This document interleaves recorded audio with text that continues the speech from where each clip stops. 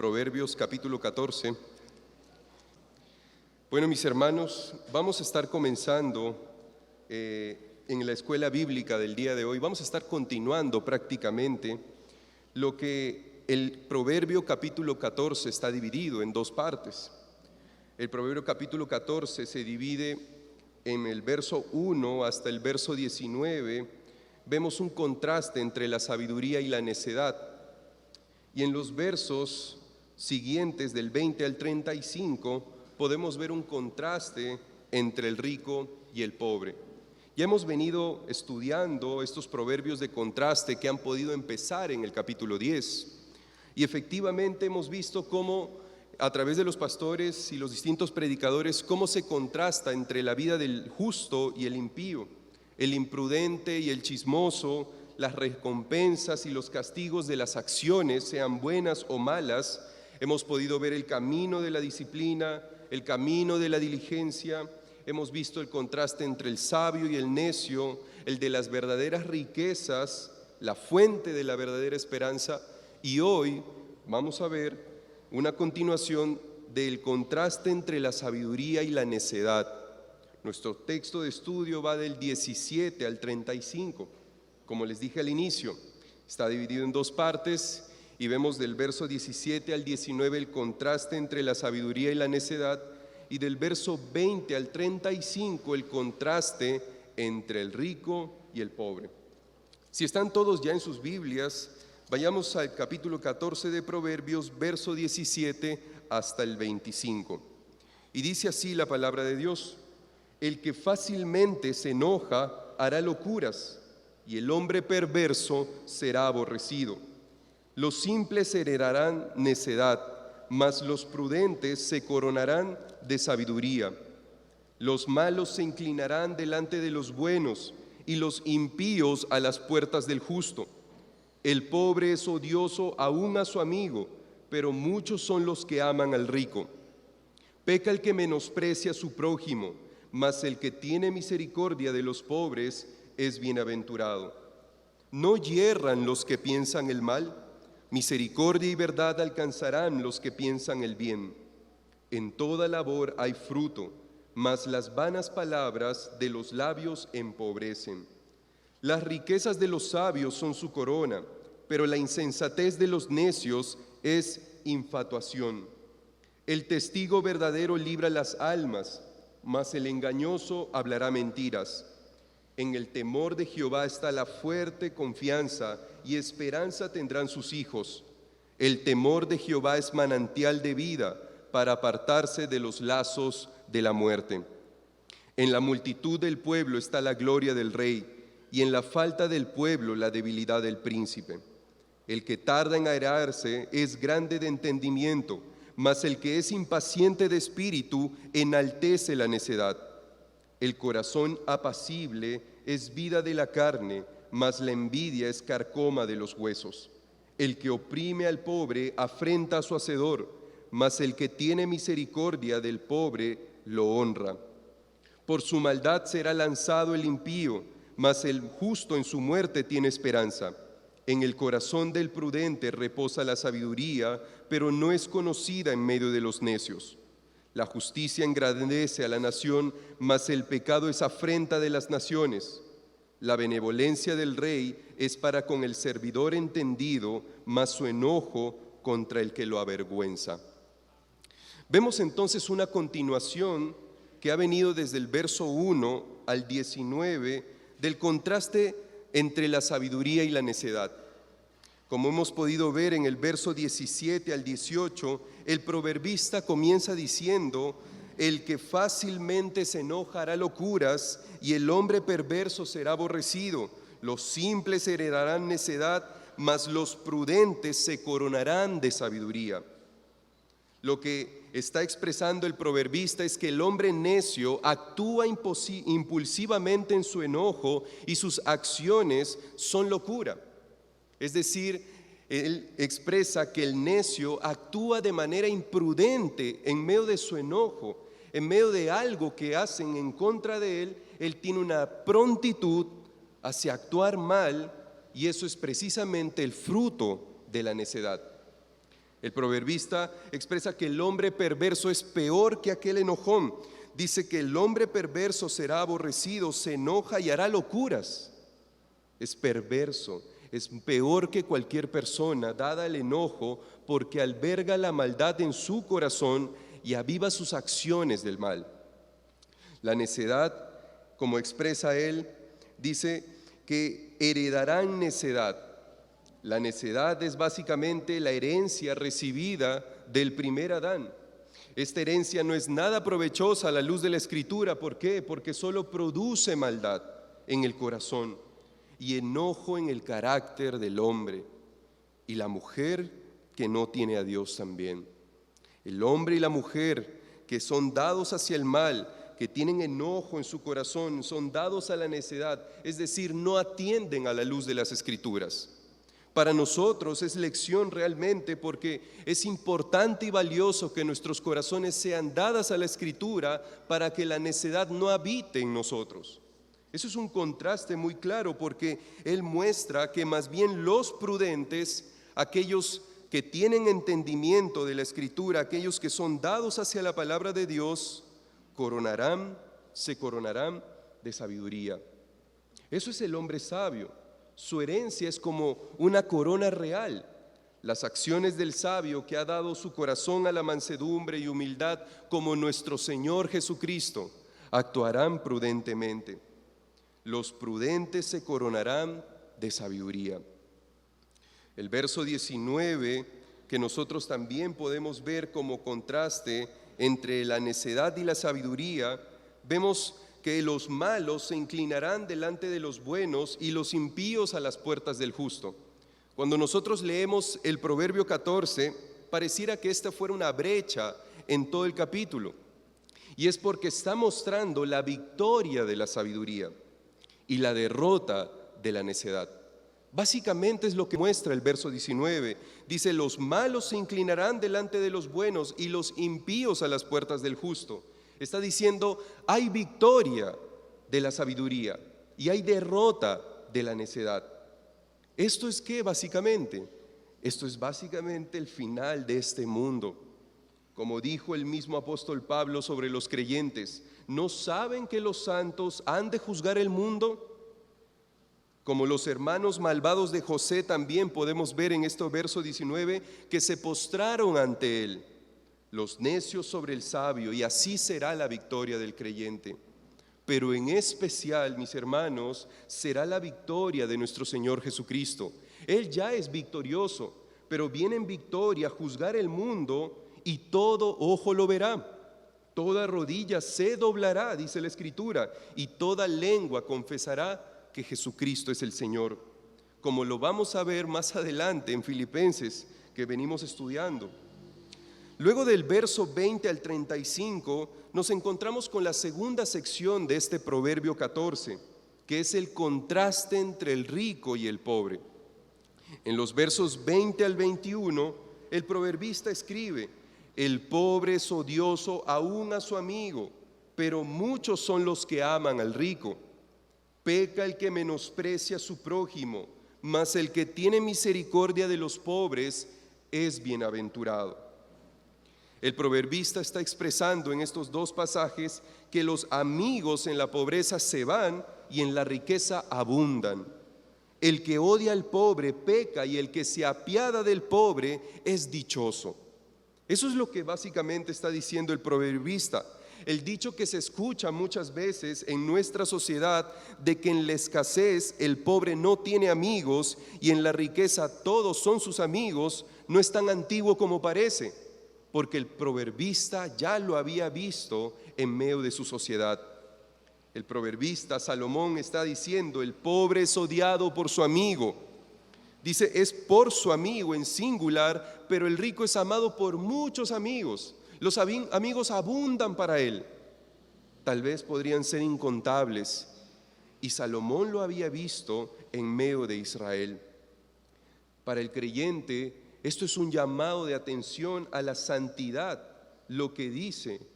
¿Por qué? Ya que en ocasiones nos apegamos a las personas de mayor estatus socioeconómico con el fin de capturar beneficios personales. pero el menesteroso es abandonado. En ocasiones también nos apegamos a aquellos que tienen un mejor estatus socioeconómico, buscando estar en ese mismo nivel o estatus de vida, pero olvidamos que el actuar de Dios no es así. ¿Por qué? ¿Qué nos dice la Escritura? Que Él no hace acepción de personas. Para el pobre hay consuelo de que por más de que sus amigos lo hayan abandonado, su mejor amigo es Cristo. Y en mayor necesidad no los desamparará, como claramente lo dice el Salmo 72, verso 4. Salmo 72, verso 4. Juzgará a los afligidos del pueblo, salvará a los hijos del menesteroso y aplastará al opresor. Esto muchas veces lo vemos, y cuando ustedes han podido leer la epístola de los Santiago, podemos ver cómo también en el capítulo 5 hay un contraste entre el rico y el opresor, entre el rico y el pobre, perdón.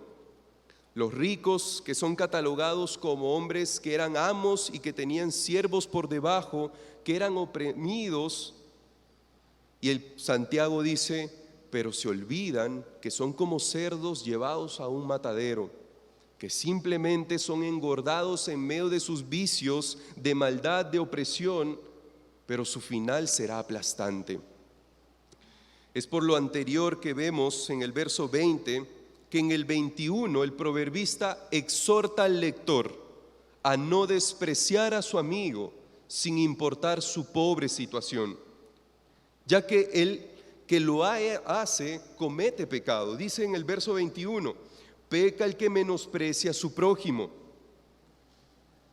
El proverbista está siendo muy claro y enfático diciendo, hay opresores, son estos hombres ricos sobre los pobres, pero esto que ellos hacen no es simplemente un error, no es simplemente maldad, es pecado y Dios lo aborrece. Nos exhorta a nosotros a no despreciar a nuestros amigos sin importar su pobre situación, ya que el que lo hace comete pecado. Y asimismo recuerda al lector que aquel que tiene misericordia del pobre será bienaventurado, será dichoso o bendecido por Dios.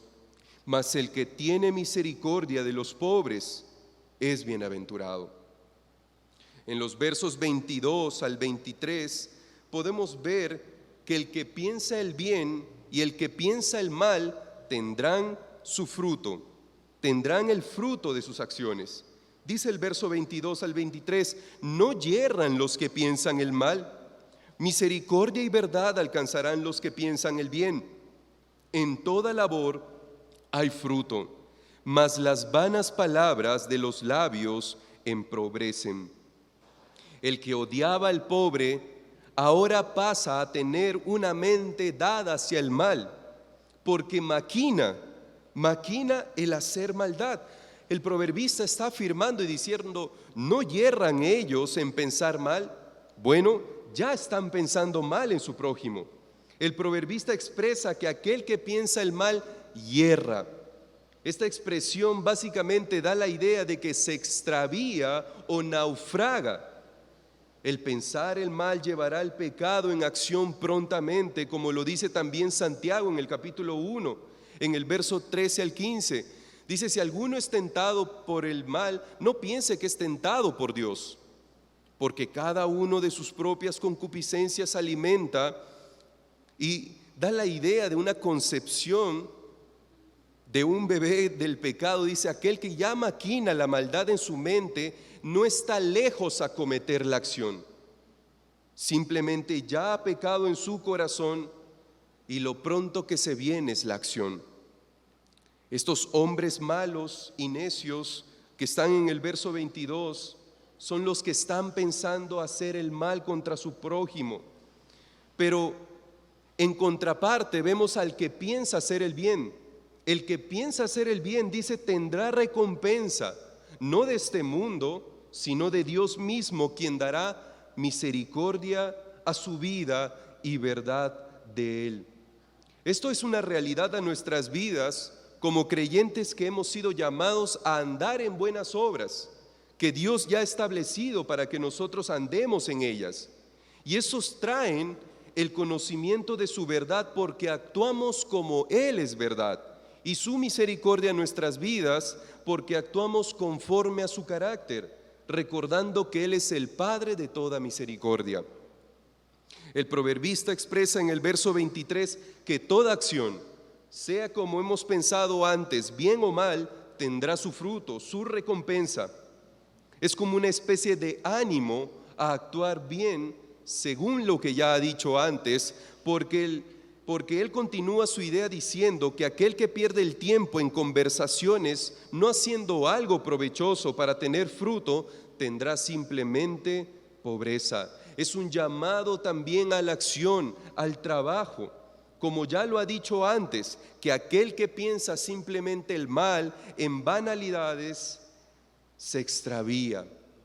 Así es el ocioso que solo da cabida a usar su lengua y no sus manos. Y al final, ¿qué tendrá? Pobreza al final. Esto es un llamado a nosotros, hermanos, a que nuestras acciones tendrán fruto, sean buenas o malas. Toda acción debe ser pensada en búsqueda del bien, de la gloria de Dios, y la misericordia y verdad de Dios hallaremos en nuestras vidas. Nuestro actuar debe estar motivado por quién es Dios mismo. Andamos en verdad, ¿por qué? ¿Alguna vez se han preguntado por qué nosotros andamos en verdad? ¿Por qué hablamos verdad en medio de nuestra sociedad?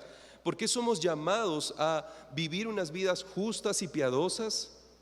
¿Por qué no vivimos en fornicaciones? ¿Por qué? ¿Alguno puede tener alguna respuesta en mente?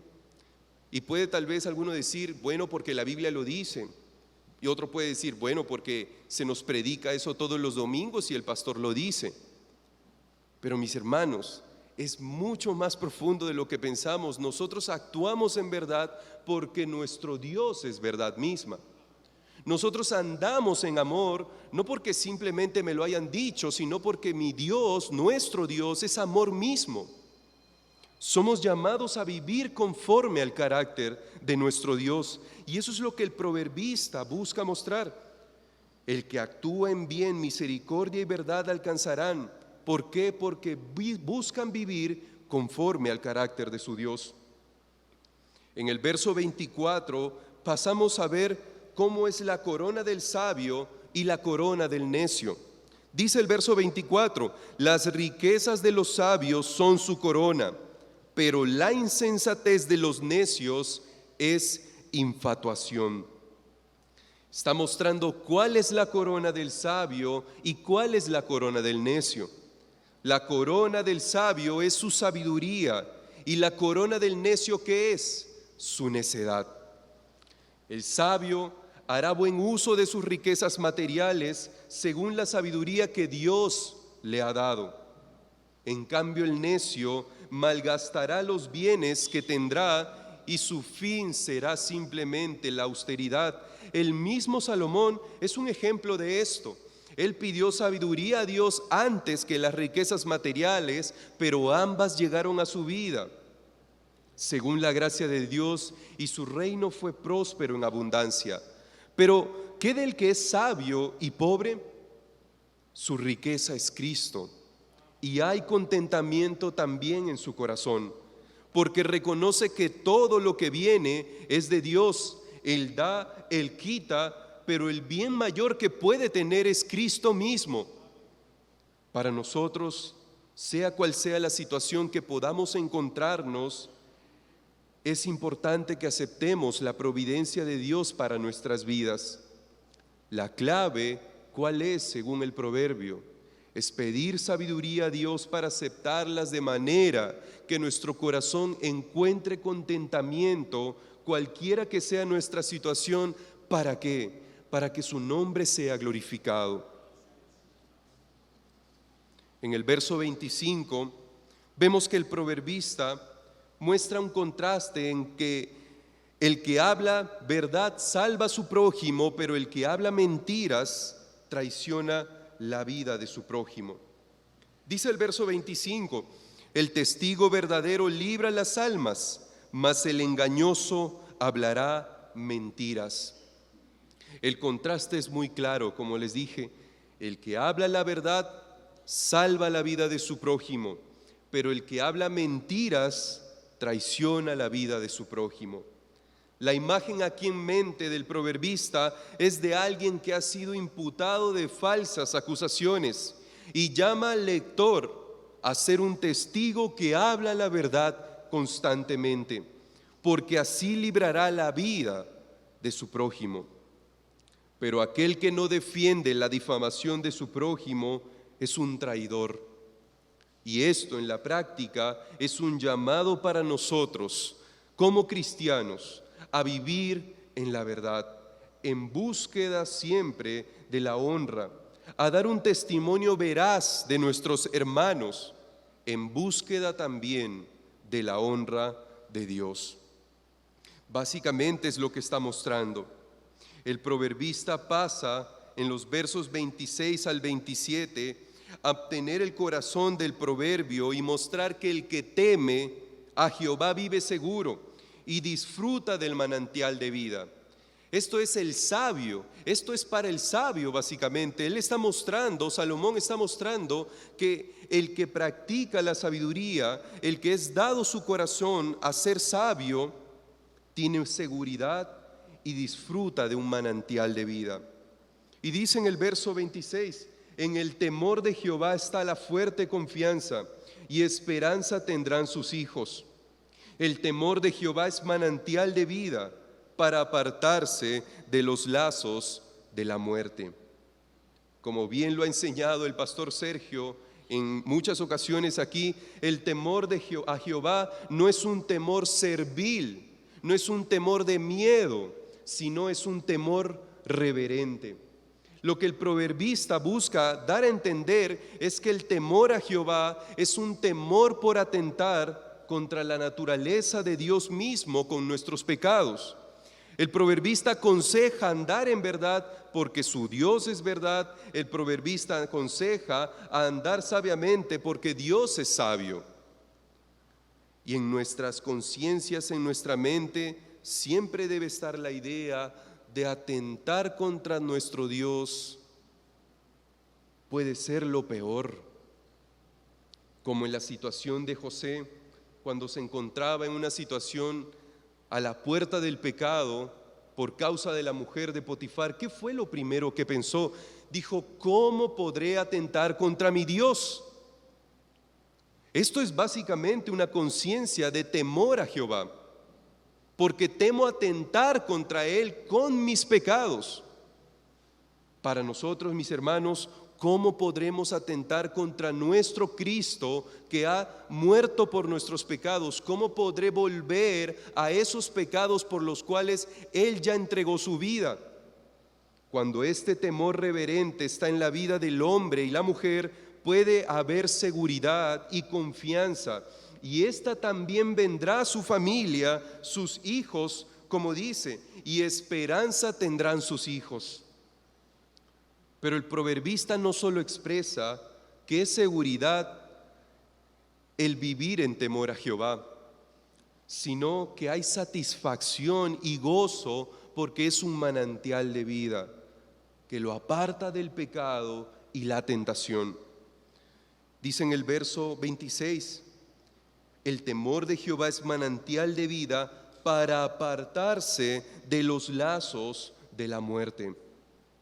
El temor a Jehová es satisfacción y gozo como un manantial de vida porque nos aparta del pecado y la tentación.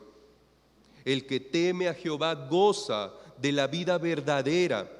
El que teme a Jehová y teme atentar contra Él con sus pecados, goza de vida verdadera porque vive en la eternidad aún desde este plano en el que se encuentra. Mis hermanos, la eternidad no comenzará cuando nuestro Señor venga.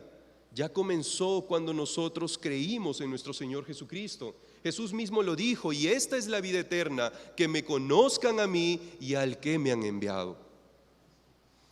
Si tenemos eso claro en nuestros corazones y en nuestras mentes, y nos apropiamos de ello como palabra de Dios para nuestras vidas, puede haber gozo, manantial de vida disfrutaremos para apartarnos del pecado y la tentación. El proverbista pasa en el verso 28 a mostrar que el buen rey tiene súbditos con él y el rey malo no tiene a nadie a su lado. Dice el verso 28, en la multitud del pueblo está la gloria del rey y en la falta de pueblo la debilidad del príncipe. El proverbista encomienda que los reyes sean buenos con sus seguidores, de manera que ellos estén con él.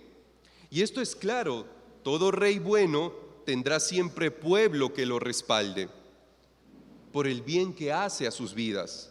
En cambio, el rey malo no busca el bien de su pueblo, sino sus propios intereses, y su reino tendrá prontamente un fin. Un claro ejemplo de esto es nuestro Cristo, quien como buen Rey soberano ha hecho el bien mayor a nuestras vidas, la redención de nuestras almas, de manera que ahora nosotros lo seguimos a Él y el pueblo va creciendo y creciendo, su iglesia va creciendo en abundancia y sabemos que seguiremos con Él porque Él mismo como buen Rey nos atrae a sí mismo con todas las bondades que nos da. La seguridad eterna de nuestras vidas y el manantial de agua que nos da de beber. En cambio, el que actúa mal, el rey malo o el amo malo, sencillamente se quedará solo al final. Y esta es la actitud de un necio. Pero el rey bueno, que es sabio, actúa en bien de los demás. El creyente también, mis hermanos, es llamado a buscar el bien de sus hermanos constantemente. Es llamado a hacer el bien por la iglesia de Dios, de manera que el nombre de Cristo sea glorificado también. El que actúa bien con su prójimo tendrá siempre buenos amigos, pero el que actúa mal tendrá maldad, tendrá soledad al final de sus días. En los versos 29 al 30 vemos un contraste en la paciencia que produce vida y produce prudencia. En cambio el colérico, el enojón, el dado a la ira, ¿qué produce? Necedad y muerte. Y dice así el verso 29 al 30, el que tarda en airarse es grande de entendimiento, mas el que es impaciente de espíritu enaltece la necedad. El corazón apacible es vida de la carne, mas la envidia es carcoma de los huesos. El proverbista muestra en estos pasajes la paciencia de la sabiduría y la rapidez colérica del necio.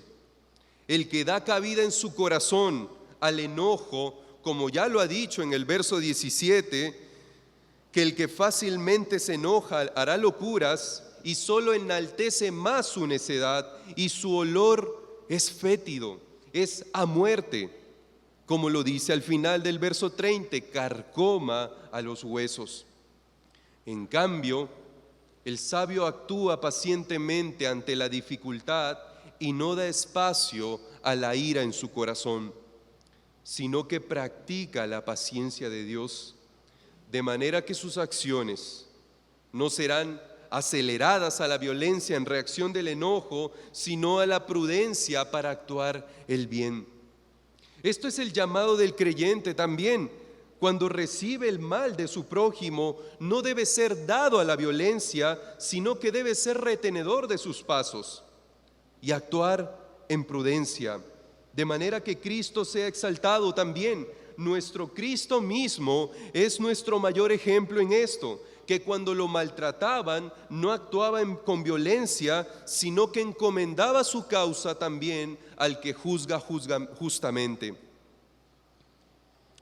Nosotros somos llamados, hermanos, a una vida apacible, a una vida en mansedumbre, a una vida en templanza, precisamente parte del fruto del Espíritu Santo en nuestra vida. La única manera de poder ser sabios y de tener este actuar en nuestras vidas con estas lecciones de la sabiduría es ser inclinado nuestro corazón hacia la palabra. Es dado nuestro corazón hacia los proverbios también, que son lecciones al final para una vida santa. En el verso 31 vemos cómo el proverbista muestra que el que oprime al pobre atenta contra Dios, y el que tiene misericordia del pobre honra a Dios. El que oprime al pobre afrenta a su hacedor, mas el que tiene misericordia del pobre lo honra. El proverbista está expresando una idea similar a la del verso 20 al 21, pero enfatiza que aquel que maltrata al pobre no es simplemente un atentado contra el pobre, sino contra Dios mismo que lo creó y en su providencia lo ha puesto en esa situación. En cambio, el que tiene misericordia del pobre y actúa en bien del necesitado, ¿qué hace? Honra a Dios. Esto es un llamado a nosotros también en nuestro trato con el menesteroso y necesitado, porque esto reflejará nuestra devoción a Dios. Claramente lo dijo el apóstol Juan en su primera epístola: aquel que no ama a su hermano que ha visto, ¿cómo puede amar a Dios a quien no ha visto? Nosotros honraremos más a Dios conforme a nuestro actuar con aquel que está en necesidad. Y esto es lo que trae a idea Salomón aquí. Si actuamos en bien hacia nuestro prójimo, siendo misericordiosos, practicando la misericordia, el carácter de nuestro Dios, honraremos a Dios. Pero si nuestro actuar es despreciar y simplemente ser dados a dejar al menesteroso, dejar al necesitado, como Santiago mismo nos dice, bueno, si tengo yo para dar, pero no actúo en bien de él, simplemente digo, bueno, oraré por ti, estoy actuando en mal. Estoy actuando en mal, y eso de alguna u otra manera es opresión contra el pobre. Como creyentes somos llamados a ver al necesitado y al afligido y ser dados a ellos para ayudarlos y sostenerlos según lo que Dios nos ha provisto también. En el verso 32 vemos el contraste entre el fin del necio y el fin del justo. Por su maldad será lanzado el impío, mas el justo en su muerte tiene esperanza. Salomón va más allá de lo que ya ha dicho en el verso 19, de que los malos se inclinarán al final sobre los justos. Ahora el malo se inclinará, como ya ha dicho, el malo se inclinará ante el justo, pero ahora aquí él expresa que hay un destino inevitable y viene pronto, y es que los necios serán aplastados, tendrán un castigo eterno en el lago de fuego por todo el mal que ha hecho y por todo el bien de Dios que ha rechazado, para dar cabida a sus malos pensamientos, a su mal actuar y su necedad. Este es el destino del necio. En cambio, en contraparte, el justo tiene un refugio seguro. Este mundo no lo es ni lo tiene. Su refugio, su roca es Cristo mismo, y aunque la muerte pueda parecer trágica, en realidad lo lleva al verdadero destino, al verdadero lugar seguro que hay en el cielo, las moradas que Cristo ha ido a preparar para sus hijos. Mis hermanos, nuestra seguridad no se encuentra en este mundo, en las muchas riquezas, en las muchas posesiones que uno pueda tener siendo rico o buscar conseguir siendo pobre, sino que nuestro verdadero lugar y reposo se encuentra en Cristo. Cuando esta esperanza está viva en nuestras vidas, hay tranquilidad en nuestros corazones inquietos y contentamiento también en Dios, que Él dará todo lo que necesitamos día a día. teniendo presente que vendrá y no nos tomará por sorpresa a nosotros. Nuestro destino, cuando Cristo venga por su iglesia, no nos tomará por sorpresa. No será para nosotros como un ladrón en la noche, simplemente será: Señor, te esperábamos y llegaste. Somos llamados, hermanos, en medio de esta esperanza viva también, como dice Juan, primera de Juan en el capítulo 3, que esta esperanza santifica el corazón del creyente, porque esta esperanza nos lleva a buscar estar preparados y listos para cuando nuestro Señor venga, con nuestros corazones limpios, nuestras manos santas, nuestra mente dada hacia su palabra. Somos llamados, hermanos, a una búsqueda de conocer y entender a nuestro Dios. Como lo dice Jeremías en el capítulo 9, versos 23 y 24, el hombre se gloría en su mucho poder, el hombre se gloría en sus riquezas, el hombre se gloría en su sabiduría, pero ¿en qué se gloría el creyente? Nos gloriamos en entender y conocer a Jehová. Dice el verso 33, en el corazón del prudente reposa la sabiduría, pero no es conocida en medio de los necios. ¿Qué es lo que el proverbista está diciendo? Que la sabiduría tiene lugar en el corazón de los sabios, pero no en el corazón de los necios. El sabio tiene la sabiduría asentada en su corazón. No se jacta de ella, sino que tiene lugar allí para cuando sea necesario darla, aún en medio de los necios. Pero el necio, ¿en qué se jacta? Se jacta pensando que todo lo sabe y conoce, que desprecia la verdadera sabiduría. Para nosotros como sabios, la palabra de Dios tiene lugar en nuestro corazón, y esa debe ser la pregunta. ¿Tiene lugar en mi corazón realmente? ¿Tiene la palabra de Dios, que es toda sabiduría de Dios, el consejo de Dios para mi vida, tiene lugar en mi corazón? Y si no lo tiene, sencillamente seré como expresa, que no es conocida en medio de los necios. Y muchos de nosotros podríamos llamarnos creyentes cristianos, pero ¿conocemos la palabra de nuestro Dios? Esto sucede también, mis hermanos, lo que el proverbista muestra en nuestro día a día cuando Cristo es presentado, pero el necio cree conocerlo todo y que aún este mundo está regulado por él mismo para hacerlo un cielo o infierno según sus acciones y que no necesita a Cristo. Pero no se da cuenta que su destino es aplastador, como ya lo ha dicho, que el destino de los necios es aplastante. Para nosotros no será aplastador.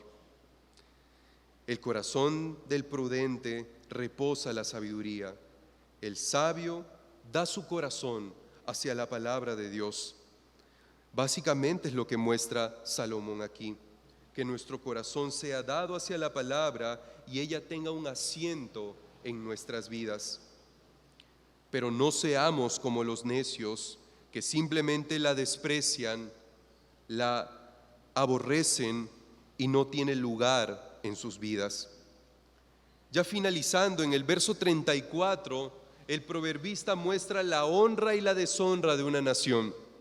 Salomón, como rey de Israel, es un claro ejemplo de esto. En el verso 34 dice: la justicia engrandece a la nación, mas el pecado es afrenta de las naciones. Salomón, como rey de Israel, quien llevó el reino de Israel a un estado de gloria alta, tenía autoridad de escribir esto y dejar testimonio de esto. Cuando la justicia impera en una nación, cuando ésta da lugar a la ley de Dios, la honra llegará.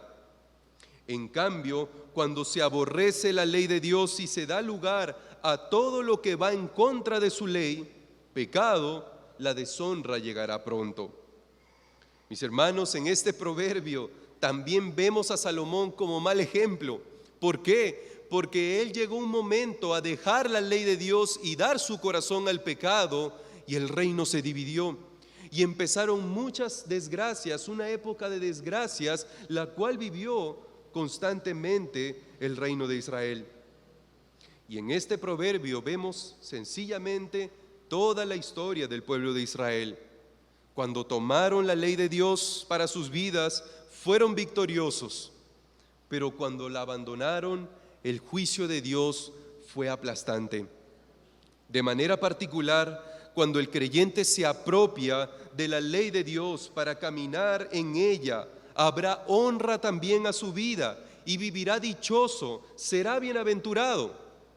Pero cuando no, el pecado abordará su corazón y solo deshonra tras deshonra tendrá. Como nación también somos llamados a cultivar la ley de Dios en nuestra sociedad decadente, la cual vive hoy la deshonra a causa de sus propios pecados.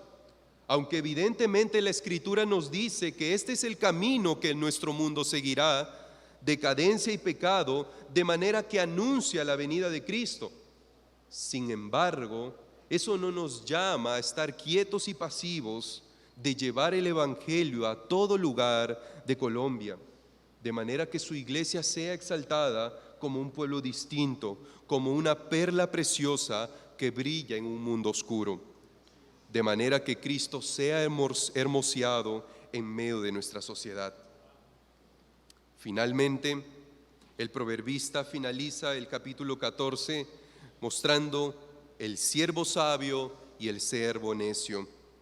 La benevolencia del rey es para con el servidor entendido, mas su enojo contra el que lo avergüenza. Aquel que honra la ley de Dios es un servidor sabio, básicamente, y tiene el favor del rey. Pero aquel que desprecia la ley de Dios es un servidor necio, que solo trae vergüenza. Esto nos hace recordar de cierta manera la parábola del siervo infiel, que no fue prudente ni buscó la gloria de su rey, en Mateo 25. ¿Y qué sucedió con este siervo infiel? Fue desechado. Pero aquel siervo fiel que produjo lo que su señor le dio, ¿cuál fue la respuesta de su amo? Se le dijo: bien, buen siervo fiel, entra en el gozo de tu señor. Esta exhortación nos recuerda también el final del Sermón del Monte en sí. No todo el que llama a Cristo su Señor realmente lo honra y tiene corazón para Él. Es un llamado a examinarnos a nosotros mismos y ver quién habita en nuestro corazón. Si Cristo, como nuestro Rey, y tiene asiento en nuestro corazón, al igual que su palabra, o simplemente nos hacemos cristianos nominales de nombre nada más. ¿Somos buenos siervos de nuestro Rey o somos malos siervos de nuestro Rey? Hasta aquí llega el contraste del rico y el pobre de Proverbios 14. El rico es comparado en su mayoría de veces con la actitud necia, imprudente y opresora hacia el pobre, y el pobre es comparado en su mayoría con una actitud sabia, prudente y recta, como un buen siervo. Sin embargo, esto no es una norma a la vez, porque los papeles muchas veces pueden intercambiarse.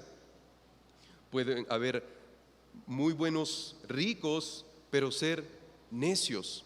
Y puede haber también pobres, pero ser también necios. El punto radica en el actuar del creyente, que en búsqueda de vivir vidas santas debe procurar, a la luz de estos proverbios, vivir una vida sabia, prudente y recta que glorifique a Dios en todo, mis hermanos. Ese es el llamado que Salomón hace aquí. No son simplemente lecciones alejadas las unas de las otras al parecer, sino que son lecciones en búsqueda de vivir vidas santas. Damos gracias a Dios por estos Proverbios capítulo 14. Amado Señor, gracias te damos por tu palabra y por todo lo que tú nos has podido enseñar hasta aquí. Gracias, Señor, porque es un llamado a nuestras vidas de vivir vidas que honren tu nombre, vidas que amen al menesteroso y sean dados sus corazones en ayuda de ellos, también, Señor. Pero también, Señor, si aún tú nos has puesto en una situación de pobreza, ayúdanos a comprender y aceptar tu providencia, de manera que nuestro corazón encuentre contentamiento en ti.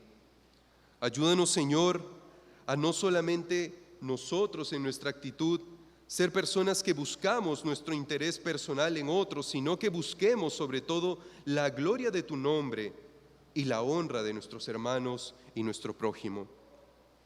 Que el temor a ti abunde en nuestro corazón, que nuestro corazón no sea dado hacia el pecado, sino inclinado hacia tu palabra.